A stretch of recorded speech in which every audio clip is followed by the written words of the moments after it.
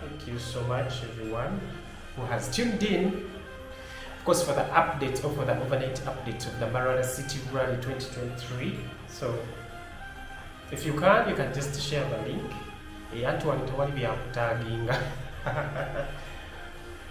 But indeed, you can be sharing some link as I'm doing right now here.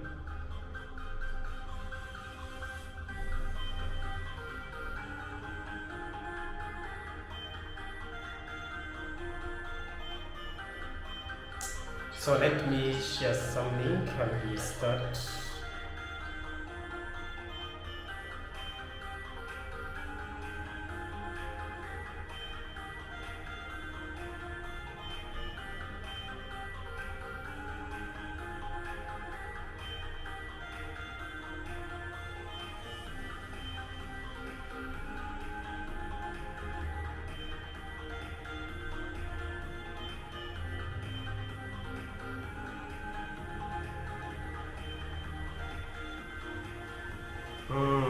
Thank you for joining me, everyone who is joining.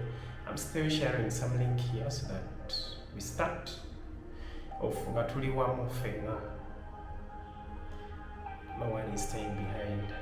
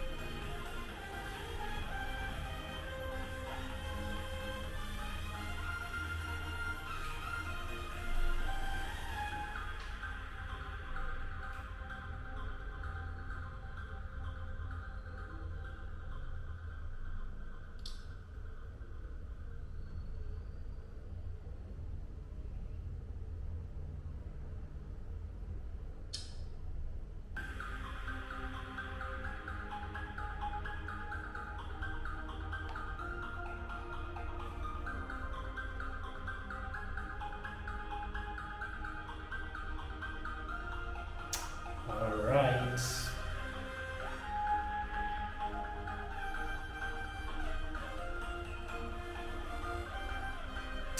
Eustace Bright, Mwonge, yes, I can see you guys. Jimelo Kosa. Hey. Alright, thank you so much, guys. I can see you. You're here. Mba wedding. Muchali Sweden. Looks like you are in Sweden. Are you in Sweden? But nabino bikulu.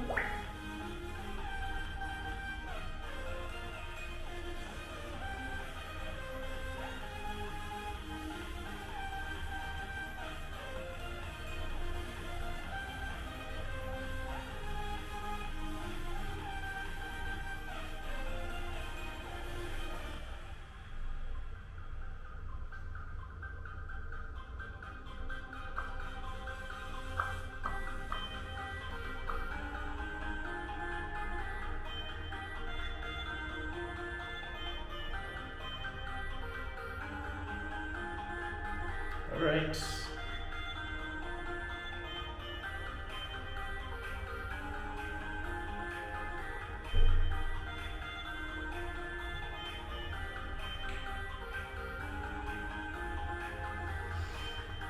Okay.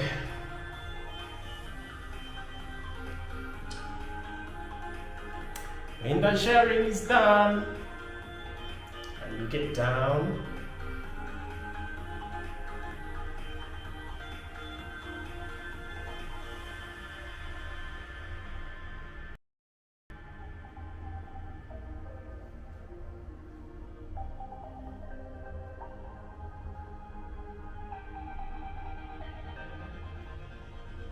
Okay, Abdurrahman Muslimu, you have just joined us anyways. I just want to first, of course, give you some greetings. Good evening, everyone who is watching live, wherever you are watching from. You know how we do it always here. We are taking some other direction today, of late, and that's the YouTube. You know, we are moving away from the other side, and we are coming to YouTube. I don't know if that music isn't really loud. Okay. Yes, I just want to thank you, those who have joined me today, this evening. You know, the Mbarara rally is on, and of course, I can't stop thanking our sponsors. We have many sponsors at this time who are coming on board. Probably, maybe they will take us through the year, but of course, we have to mention them here, as we have done always. So, of course, today, today I will start with San Zero Scent. San Zero Scent, of course, they are dealing in perfumes. If you need some nice perfumes, cosmetics, you want to smell nice, of course it has to be San Zero. San Zero Cosmetics and Perfumes. So don't hesitate. If you're in Kampala, try to contact Agatha. Location, it's Nampira Complex, opposite Buganda Road Court. When you get there, just look for San Zero Scent. Of course, you will bounce into them. Wagira abawagira hapa sport, wagira abawagira rope styles. Of course, Razak General Stores always available throughout the season. We have Jaguar, team Jaguar, Mugera Daudi. Kansubira alibunji. Eustace Bright sokoze kuse Mugera Daudi mu wedding. Oba Malcolm, omusajja mu wedding. Omusajja mu wedding Malcolm, but of course I can see here Kafero Abdul Wahab Oyingidewo. Juliana Kimzi, thank you so much for joining me. It's been a very long time, Juliana. Obadde mukama oli so Mbarara rally kukomezaawo. But anyway, thank you for joining me. Of course, after San Zero Scent, we have Dana Tents Village Limited. Don't forget them. I've always told you, you're looking anything about tents, anything about camping, camping tents, car covers, compound sheds, everything about camping and tents. It has to be Dana Tents Village Limited. Location, Nachivugo Kingsway Plaza, a container village. But you can even contact me myself. And so Lokubanga Tukolachi, Tuksotinga. And then after that, we have a new sponsor from yes, Queen Auto Parts for all your spare parts if you're within Kampala. Naenga, away from the sponsors, of course, we have a lot of things. We have a lot of stuff that are coming up, especially this event, which is kicking off, or which has kicked off tomorrow, the Mbarara City Rally 2023. Yes, this is the season opener. Of course, we are expecting indeed, all I can say, of course, we are all expecting Just Mangat to be here, but not until I've left the scrutineering. I've not seen Just Mangat, and of course, so many people had been worried about Duncan Mubiruchi Kankane, but of course Duncan is coming. I understand he's going to be doing a late scrutineering. That means tomorrow in the morning, Jacoba Akola late scrutineering before the cast starts. Or this very night, because the moment you write, of course, you have to face the penalty. So Mubiru Duncan and Jacoba Funate penalty, or late scrutineering. But of course, Kastabiranga one is so he will enter the rally. And one of the most exciting news in this event, Yasin Nasa is here. Yasinasa being here, yes, I've been telling you even last Friday, Yasinasa was supposed to go to Ivory Coast, but of course the clearance came in a bit late. Finally, they got the clearance. So I don't know about the flights that are going to connect him to Ivory Coast. And you remember, Harpersport 2 was supposed to go to Ivory Coast. So right now, I think Harpersport, the plans to go in Ivory Coast, they are still hanging in balance, simply because Yasinasa Tetumanyi standing right now. Yes, he still has time, maybe after Mbarara rally next week. Maybe if there's a chance, still he can fly the car to Ivory Coast, because he had sorted each and everything, visas and all that for the mechanic crews and everyone who was supposed to travel with the team to Ivory Coast. Unfortunately, later right now, I don't know where Yasinasa stands. So that means Yasinasa, we are going to see him, of course, taking the stages of Mbarara, and this is going to be the debut of the R5 on the Ugandan soils. Katasovu Yasinasa. What does this mean? Of course, chigenda kuba ndoza chiletawo excitement. Yeah, that's, I mean, that's the excitement that we should expect, yeah, from that team. The vibe agenda kubira wakulunyo. I can't wait. And of course, I've been telling you, I'll only be live here on Harpersport, especially at the super special stage down the other side. It's a very nice place. So I'll be nice place. So I'll be taking you through the entry list. Sagala kurao katengeri je tuli ku YouTube ebintu tujja bikolanga nga biri summarized, very summarized. So I have some updates even for WRC, what's happening in Sweden. Of course, I'll be telling you.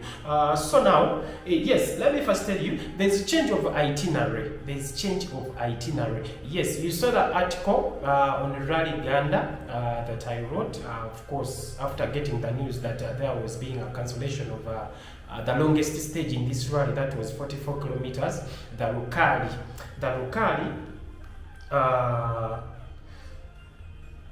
Rukari stage has been cancelled, and of course another article is coming. I think my colleague has been working on that article, and you're going to see it, of course, coming out.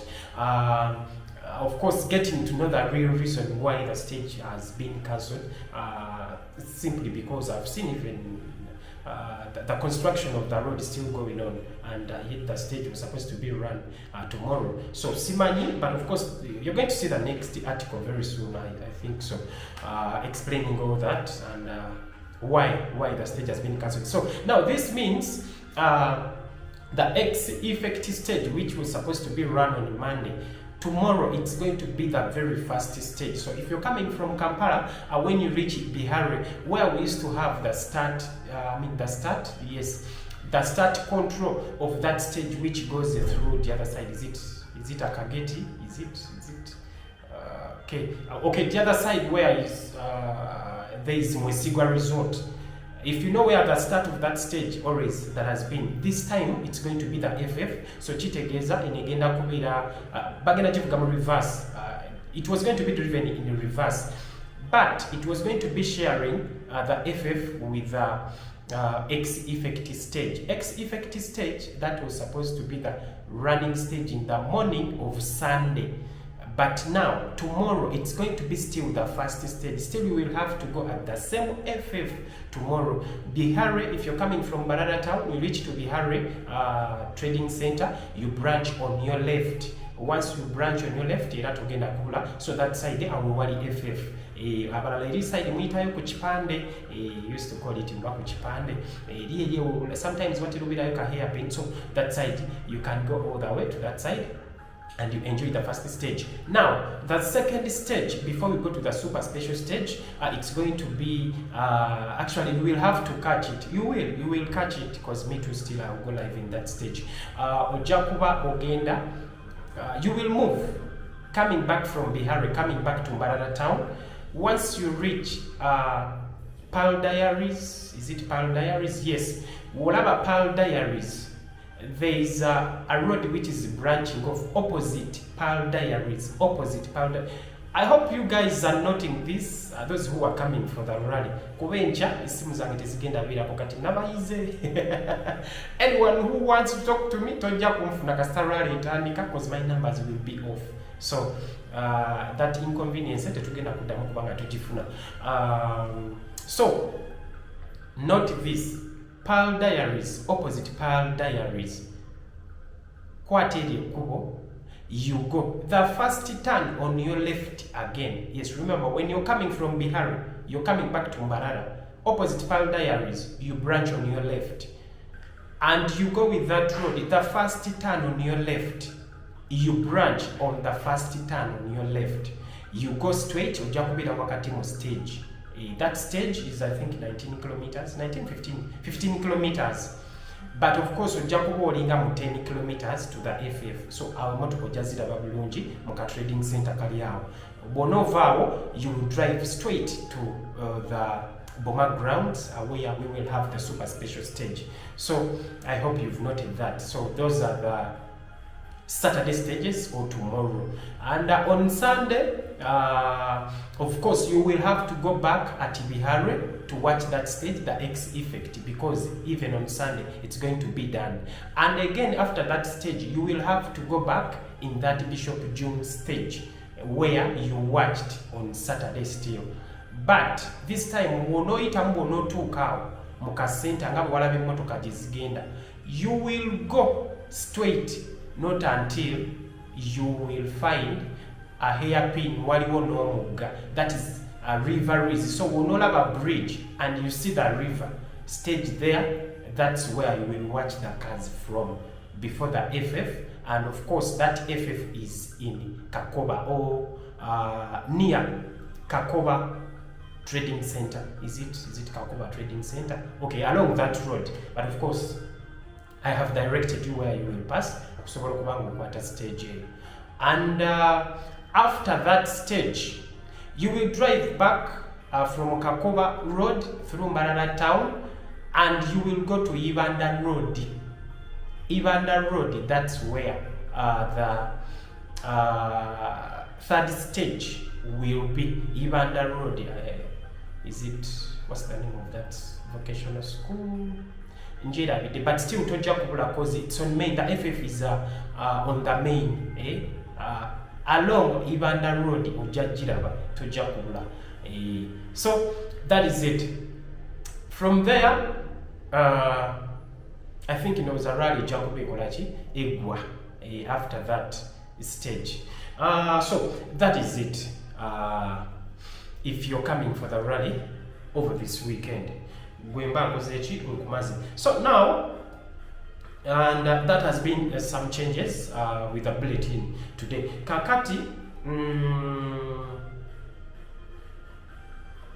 to give you the entry list now as it is, when you exclude just Mangat, Kubatalabise, ku scrutineering, and I think Omnala Talabise, ku 37 entries. It's been Sodo Talabise, I don't know why. Simona Benz scrutineering, maybe Anaja, but Peter Kaule, somewhere asking, where's Peter Kaule? Peter Kaule later showed up and of course did the scrutineering. So we have Sempera Kakule and Nuldin Bilal. This crew has been around for a very long time, and it's a crew that is from Mbarara. It's going to be my very first time to watch them racing. So we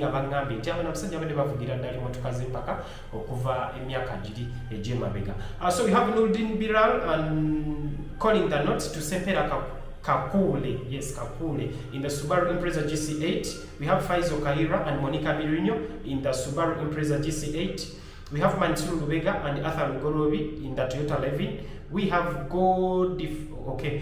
Aine Sodo did not do the scrutineering. I don't know whether Yagenda Kola Kadankani, I'm really not certain. And of course we have Isaac Sozi, Jackson Zeranga in the Subaru N8, Jubato Balondemo, Jubato Walujo, Toyota Runex, Umaru Dauda, Bunya Steven in the Mitsubishi Evo 6, Ibrahim Lubega, Mustafa Kanakulia in the Toyota Corolla FX, Innocent Iwamiki, Hamza Luanga in the Mitsubishi Evo 9, the Panther, the Pwa,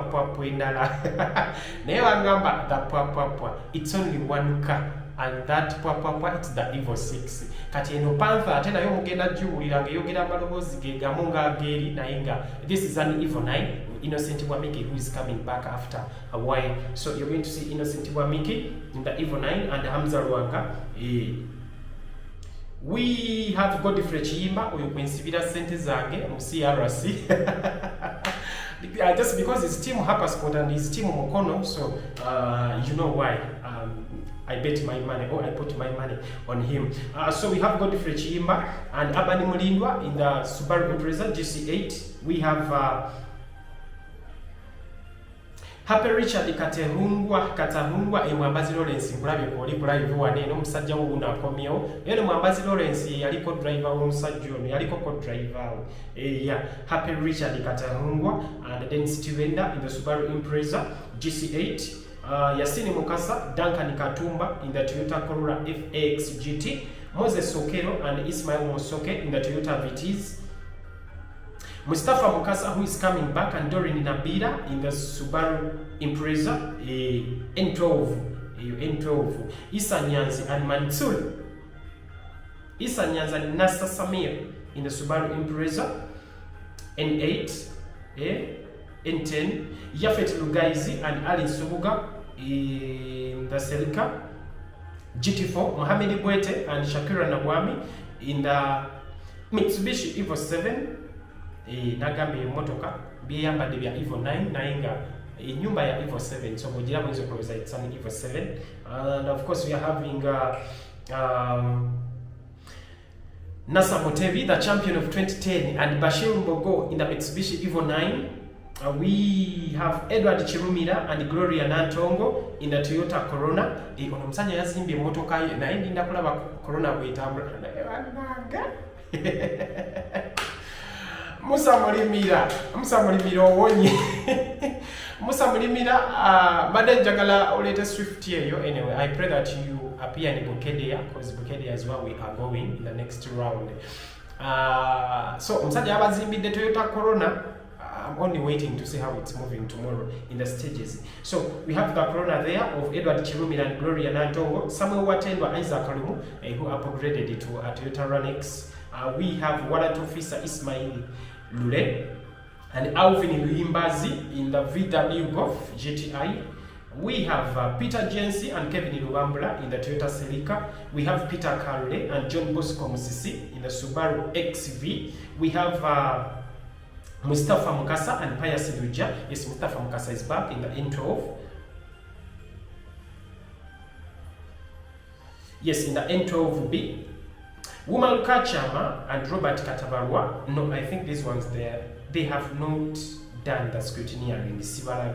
So we have Didas Masuko and Wamala Francis in the Subaru Impreza N14. Msajeri ya two-wheel drive ya jirese enompia. This is a new car. Didas Masco, the man from Mbarara. Yes, Philip Sagi ndabe wani nombuza. Yes, it's going to be a reverse order. Tugenda kutandika na two-wheel drive cars nako nakabagambe. Yes, we are starting in a reverse order. So we over in ascending order. So no worries about that.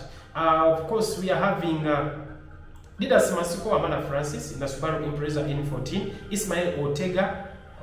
Okay, Ismail Ortega na yeta cause scrutineering oyo tumuleke. Freddy Wampamba and Freddy Busura Chitaka and Mildred Chibuka in the Subaru Impreza N14. We have Ronald Sebuguzi, Anthony Mugambwa in the Proto, for the Fiesta Proto. We have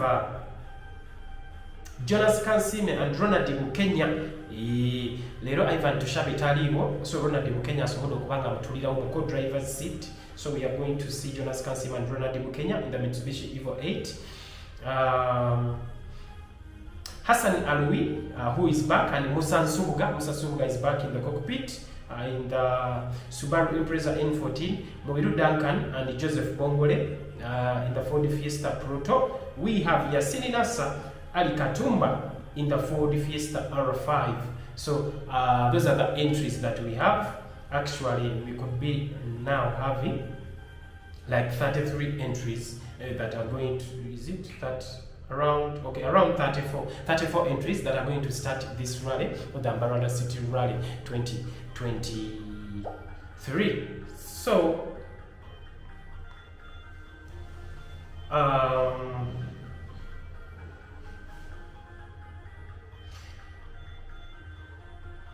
let me check here.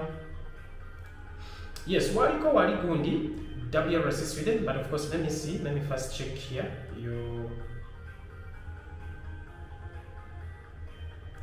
your comments. It's okay, Navi.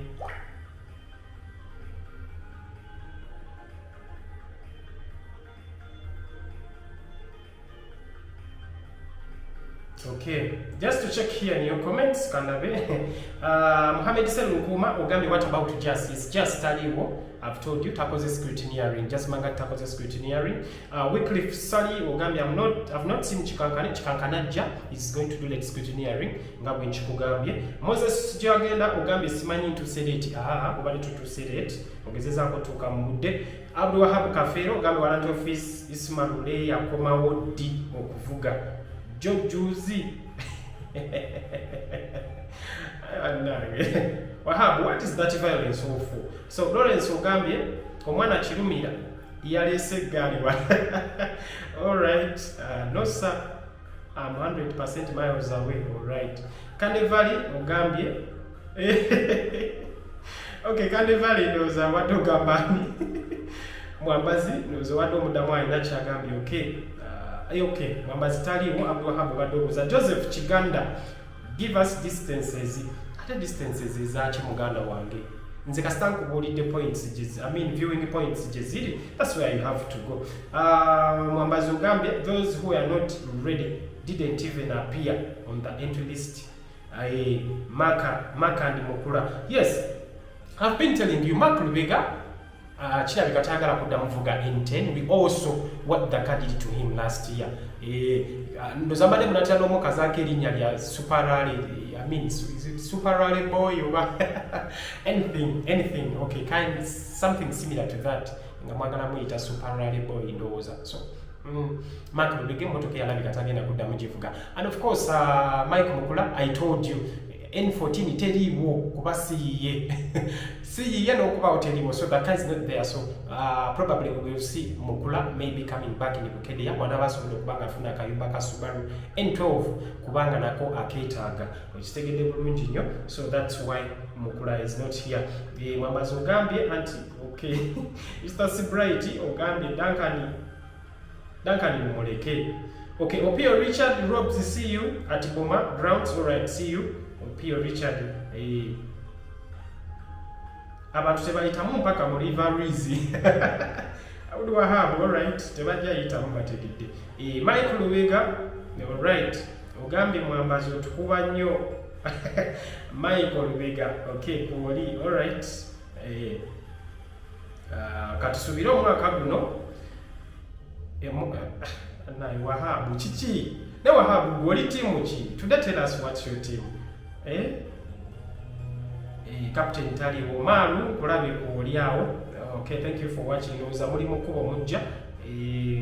Mwambazi Agambye, pretty loud and clear. Julian Kimbs, all right. Kulabiko kuoli, thank you for being here. Okay. Niyo mulala wano Mwonge Godfrey, okay. Obadde ombuuzaako naawe awo, all right. Jimelo Kosa Ogambye even Mukula is missing. Yes, Mukula Taliwo. Mohamed Serunkuma did just got a new car. Emotoka tenatuukira bwina betuuse mujja kuba mukolaki mugiraba. So that is naye nga koza amawulire abalala genina okuwa African Rally Championship egenda kunyuma. I leave alone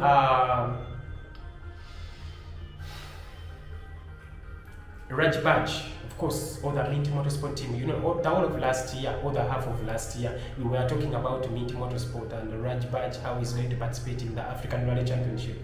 Get it from here. Mint Motorsport, just as I told you last Friday, they are not here. Mint Motorsport is not here. Ne pages in those was ziri shut down. So that means Mint Motorsport does not exist or doesn't exist. It exists no more in Kenya. So that means all the drivers that you've been seeing is sponsored by Mint Motorsport. you're not going to see them again racing under Minty Motorsport. Maybe ngaba individuals and then some good and exciting news.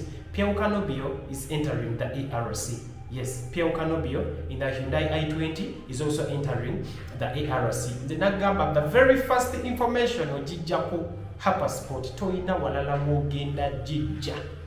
Talaba updates is a Hypersport, go manipulate Katicho, so set you one. Pierre Canobio is entering, I can confirm, he is entering ARC 2023. And of course, together mulaba ngatandikira Kenya. Mo Hyundai i20 R5. Emotoka ebadde ye Kenya abasinga mbadde mugimanyi byo tetera kulabika nnyo mu rallies okujjako rallies ze Mombasa na Mombasa events tubadde tumulaba ng'azeetabamu. So Pierre Canobio will be coming for ARS and probably will be coming to Uganda. By the way, Pierre Canobio has competed in Uganda before. Actually, he has even competed in Ivory Coast before. So I think that was 2017. Yeah. So he's coming back on the continent, and of course, I'll be happy to see him. So update ebadde ko waneno ku local scene before nga tetunagenda ko waliri ku WRC at least stage Jensembio okulaba what's happening there hababa. Craig Breen, Team Hyundai ndowooza kati muli basanyufu nnyo essaawa eno wetwogerera. So Team Hyundai, of course, leading the table wali eri mu ggwanga lya Sweden, which is going on right now. Craig Breen, of course, putting up some good performance. Ndowooza omusajja agezaako okwerabira ebya M Sport ebyamutuukako ffenna twabiraba ng'akyali wali ku Ford M Sport. Looks like leero zaali sharp naye nga nze nga nze omu sinaba mwesiga bulungi wadde. Only in this event namutadde ku gundi yange kuki ku fantasy, my fantasy team nasobola okubanga muteekako, and indeed is doing me proud. I'm so happy for that. Naye nga si ye driver ali awo tojja mwesiganye not until rallying ewedde. So Ochtanak Ford M Sport, of course, coming second there, and Lapi still Team Hyundai, Isapeka Lapi coming third, and Evans coming fourth, and Calero Van Pera in 50th position, and after Takamoto Kasuta rolling. Takamoto Kasuta motoka jukubiyemu awo ekigo naye asobola okweyongerayo ne stage the motoka efunye nnyo damage, so that's how he has lost time. N'ekifo kyabaddemu awo ekyokumpi oba kibadde kyakuna around oba kyakusatu. So that was the very last stage nze gye nasembye okulaba, and that was stage 7, but of course some other stage we are running before nga sinaba kujja ku live eno. So that's what's happening in Rally Sweden. Mpozi oyagala kumanya about our boy, the African boy, the problem child of Kenya, naye mwali mu rally neya Sweden, and of course he has been sitting in the 7th, no? Overall, yes, nsembe okumanya after stage 6 ngali mu kifo kya mukaaga. So Hamza Anwar has been in 6th position after stage 6, of course in the junior World Rally Championship category oba JWRC. Omulenzi ono ejjukira ye category gy'alimu ali mu ba junior, naye ngera mwana muto nnyo, ekyo nakyo tukirabira. So Hamza Anwar is only 24, 23 around there. So ali mu ba junior omulenzi ono, and of course is making us proud, at least East Africa. That's all we can say. I can just say all the best to Adnan Dean and Hamza Anwar. The problem child, we wish you all the best. Naye nga mu WRC to Oliver Solberg asobola okubanga ate ajayo banne. So Oliver Solberg is now leading after some good fight after stage 6. Asobola okubanga ateekawo fight, of course, among the boys like Sami Payari on another Fini problem who is coming up, and Christian Veibi abasobola okubanga joma mukuba mu stage 1 and I think stage 2. Christian Veibi, Neyari Hutinen, of course, and Sami Payari, we badde basobola okubanga bamuwa competition ennungi ennyo when the rally was starting. So Oliver Solberg is on top after stage 6. And of course, Sami Payari coming second, Yari Hutinen coming third, and Christian Veibi Oli coming fourth there, and George Linama, of course, coming in the 50th position. So I'm giving you only the first 5. Anyway, my boy from South America, Blasia Marcos, of course, is in 7th position. I think that's not really bad for my boy, the amigo, you know, Zendi Team Latino. So let's take a double lunge. And that is it from WRC Sweden. Of course, by Sunday we shall get to know who has won. Is Kale Rovanpera bouncing back? Oba msajja bagenda muntu alakagude this weekend all the way, and of course Craig Breen stamping the authority after, of course, not so good Monte Carlo. Katulinde tulabe. Sigenda kulwawo nnyo nno lwaliro. Nga bwe nabagambye kati ebintu bya YouTube tugenda kubeeraga very brief. I think ndowooza siinayo update gyendeseeyo. I've told you where to go tomorrow. Nawo kubanga tukola kinayenga ba sponsors baffe nga bwe kugambye, don't forget San Siro Sense wali eri ku Nankera Plaza opposite Buganda Road Court gwe butuukawo Agatha Munoonyaawo ojja mulaba. San Siro Sense tosobola era bw'otuukawo obuliro bwobwo nga buunya. So okay, I was going to tag someone naye kamuleka ajja kunyigira. Anyway, nainga kale Kande Valley, okay, travel safe. Akram Razak, travel safe. Yes, for all your foods, it has to be Razak General Stores, opposite Kalere Market Go Tukao. Buze store ya Razak go one. Nainga Team Jaguar, Mugera Daudi, thank you so much. Banange, Dev Jones, thank you so much for whatever you do. Of course, for Harper Sport Lives, thank you so much. And of course, the man himself, Segawa Ronnie. Shaban Serunjoji, Mubira ye nawe, otira ebintu bino, okolachi, okubikwasaganya. Nenga Dana Tents Village Limited. Don't forget to check on them for all your tents. So guys, lwachi mbasi bulira wano. Then netulinda encha, netulaba. Hopefully, sina chendese encha tunkubira kubisimu tezijja kubeerako. So, thank you so much, everyone. Atambudde nange for this show. Dev Jones, webale nnyo. Buli omu yenna ayina kyakolera lives zino. Queen Auto Parts, badde nkwerabidde. Queen Auto Parts for all your spares when you're in Kampala. Thank you so much. Nze ndowooza, okay, kansoke ndabe wanene bulungi zammwe. Comments zammwe oba weziri wano ezisembyeyo. Okay, Ranga Hamza uno kwali agame Rob Styles nange kwendi. All right. Thank you so much Ranga Hamza. Omusajja akomyewo nkugambe yagenda tulira mu Innocent wa Miki walimu Evil 9 oba jite Panther ziri kati njagala kulaba Panther eno itambuleta mu stage. Innocent abagambi akomyewo the full season tugenda kuba tukola ki tumulaba kuva ku live je twakoze when we are doing the scrutineering. Okay, Kalanda Rogers ogambe what about Team Nemo weri nnyo so tugenda mulaba encha mu stage bali na bulinzi action okitegedde bulungi, and of course finance numbers otekwa okuba yegwe Waisani. Okay, Mungu Feni Phineas. Okay, Ntuseleti naye Team Pasua and KG Subaru. Team KG, Team Harper Sport. Oyo mwana mumuwagire nnyo bannange. Nika sponsorship mwosangira KG ng'omugamba. Ne sponsorship yiyo. Atwala Harper Sport. Harper Sport, ojirabe Harper Sport. Sticker Harper Sport. Ojirabe ku motoka eyo. Kati sente zange ziri kwoyo ku CRC. Alright, Ampumuza Gibson Ogambe, thanks Rob. Alright, thank you for watching. Kafero Ogambe abato bakomadi. Mini Hamza Makre bakolachi bamugobayo nedda sebo tebamugobayo season ye yagwako. Greetings from Kigali coming from Mbarara, Kalanda Rogers. Alright, by tomorrow Brini ajavayo waggulu. Eustace Bright Mugambi Mwonge Godfrey, why is Mark not there? Mark ngabwe kugambi Mark is not doesn't want to drive that Subaru M10 anymore, and it's on sale. Bobo ina mwaka sente, you can even buy that car. But as I told you, you know, emotoka esobola okuganda, the car really can disturb you. In a one hands of one driver, in the hands of one driver, the car could be a disappointment. Total. We saw it with Ronald Sebuguzi, the Evo X. Yajivuge myaka musanvu, 7 years he was driving the Evo X and he didn't see the championship. Byron Rugomoka bought the car and drove it for only 5 events. He's a champion. So you would be there like saying, Mark Lubega, yaguze motoka, I mean, motoka agitunda, motoka ibadde efa, you know, bichi. When ogenda okula motoka n'owangula championship, that N10. By the way, I guess that's actually that car has a championship, because if I remember that car, I think it was the car which was driven by Arthur Blake. It could be that very same car. Emotoka yawangula championship year 2015 with Arthur Blake. So,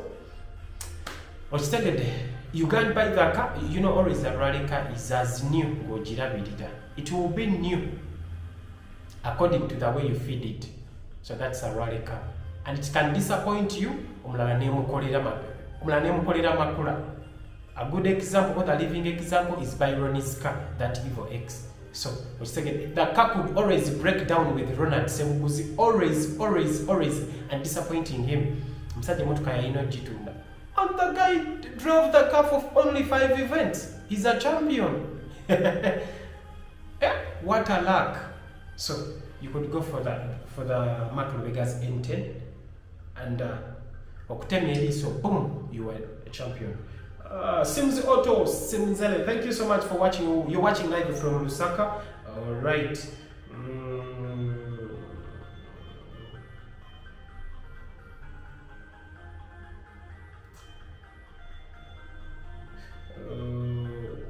Okay. Kafero Abdul Wahab Ugambi mukula sini yabiresemu entondo ati lwaki tamuwadde 14. All right. Jibelo kosa ate dust alwa. Yes, that's the theater demo entry. I think the car is not yet ready. So Steve Cliff Ugambi, team number 1 taking it home again. All right, Kale. Fenihas Ugambi, yes bro, njiraba KG Subaru alongside the Harper Sport. Yes, chitufu nyecho. All right, Donny Izzy, I see you. You're watching. Thank you for watching. Nainga. Okay, Ranga, I've read your comment. Yeah, guys, in the Kambasibule and live kanjikomi. Thank you so much. See you tomorrow on the live. Harper Sport, it's where I'm coming live. Okay.